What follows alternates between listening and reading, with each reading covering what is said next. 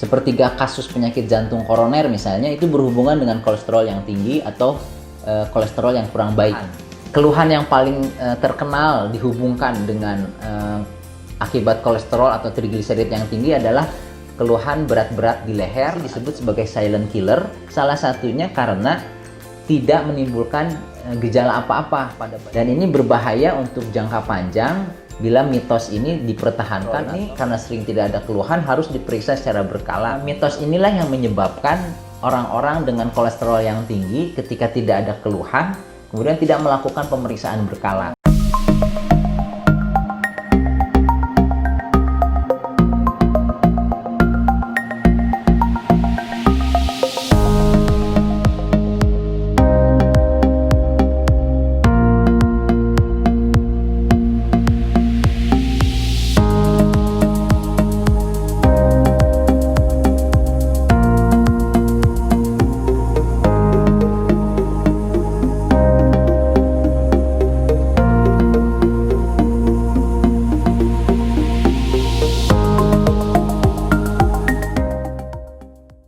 Halo sahabat Ruang Dokter semua, semoga sehat selalu. Assalamualaikum warahmatullahi wabarakatuh. Kali ini kita akan membahas mitos dan hoax seputar kolesterol yang tinggi atau bahaya dari kolesterol.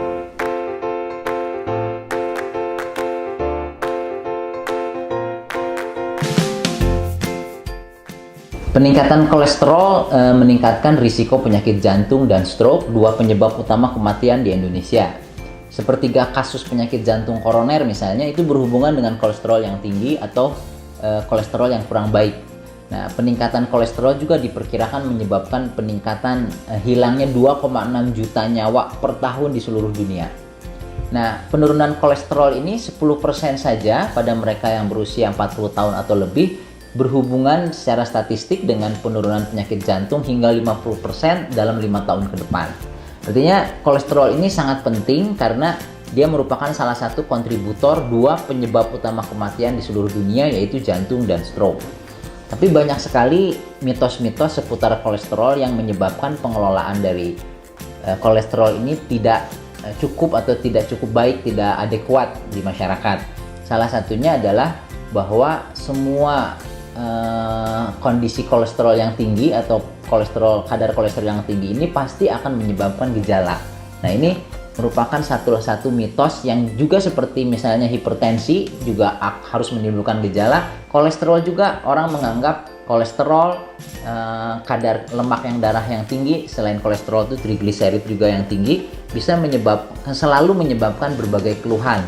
Keluhan yang paling terkenal dihubungkan dengan akibat kolesterol atau trigliserid yang tinggi adalah keluhan berat-berat di leher atau pegal-pegal di sekitar tulang belikat, sekitar leher dan kepala, yang biasanya selalu dihubungkan dengan salah satunya dengan kolesterol selain dengan hipertensi misalnya atau tekanan darah tinggi. Hal ini merupakan mitos yang sebetulnya kurang tepat karena kebanyakan kolesterol juga, jadi kolesterol itu seperti hipertensi disebut sebagai silent killer, salah satunya karena tidak menimbulkan gejala apa-apa pada banyak sekali orang. Mungkin ada beberapa orang yang memang ada keluhan-keluhan ketika kolesterolnya meningkat dalam angka yang bermakna, tapi kebanyakan pasien, kebanyakan orang yang kolesterolnya tinggi itu atau trigliseridnya tinggi itu malah tidak memiliki keluhan apa-apa. Dan ini berbahaya untuk jangka panjang bila mitos ini dipertahankan atau disebarkan di masyarakat, karena nanti orang akan berobat hanya bila ada keluhan.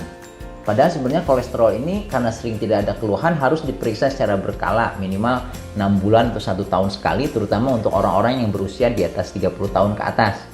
Artinya keluhan mitos inilah yang menyebabkan orang-orang dengan kolesterol yang tinggi ketika tidak ada keluhan kemudian tidak melakukan pemeriksaan berkala.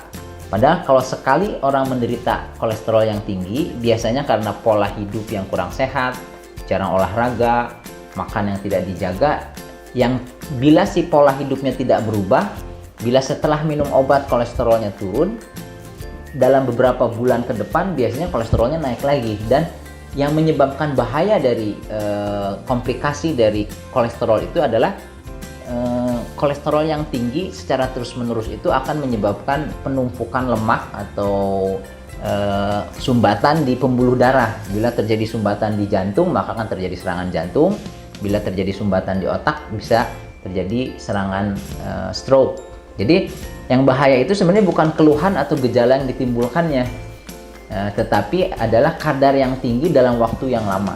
Jadi artinya orang yang punya kolesterol tinggi, dia harus minum obat-obat kolesterol dalam jangka waktu tertentu sampai turun. Kemudian setelah normal, dia harus menjaga kolesterolnya tetap normal dengan olahraga yang teratur, dengan menjaga pola makan, kemudian memeriksakan kolesterolnya secara berkala, karena sering sekali setelah olahraga dan diet yang cukup pun kolesterolnya naik kembali, dan itu perlu dibantu dengan obat-obatan agar tidak menimbulkan efek samping jangka panjang yang komplikasi yang berbahaya seperti stroke dan serangan jantung.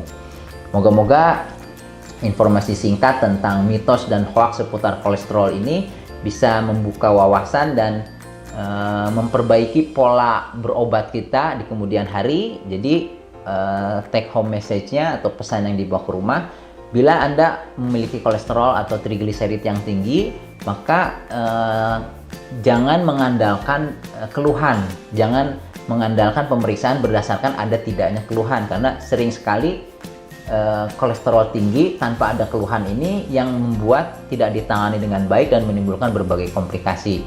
Bila ada keluhan-keluhan yang mungkin dianggap berhubungan dengan kolesterol, tangani keluhannya dan tangani juga kolesterolnya, karena secara logika misalnya kolesterolnya tinggi atau trigliseridnya tinggi, pada saat yang sama timbul keluhan pegal-pegal di leher misalnya. Pegal-pegal di lehernya harus diobati dengan obat-obatan nyeri atau obat-obat untuk pelemas otot misalnya, karena obat-obat tidak bisa ditangani dengan obat kolesterol, karena obat kolesterol ini juga menurunkan kolesterol secara bertahap. Jadi lebih banyak ke arah sugesti. Kalau misalnya kita pegel-pegel terus minum obat kolesterol, pegelnya hilang, karena si obat kolesterol ini perlu diminum secara teratur, minimal 1-2 sampai 2 minggu sampai 1 bulan untuk menurunkan kolesterol ke tingkat yang normal. Jadi itu pesan yang singkat dan tentang seputar salah satu faktor risiko pembunuh nomor 1 dan nomor 2 di Indonesia dan di seluruh dunia, yaitu stroke dan jantung, yaitu kolesterol dan trigliserid yang tinggi. Semoga bermanfaat. Kita jumpa lagi pada pembahasan mengenai mitos-mitos kesehatan lain di Indonesia. Assalamualaikum warahmatullahi wabarakatuh.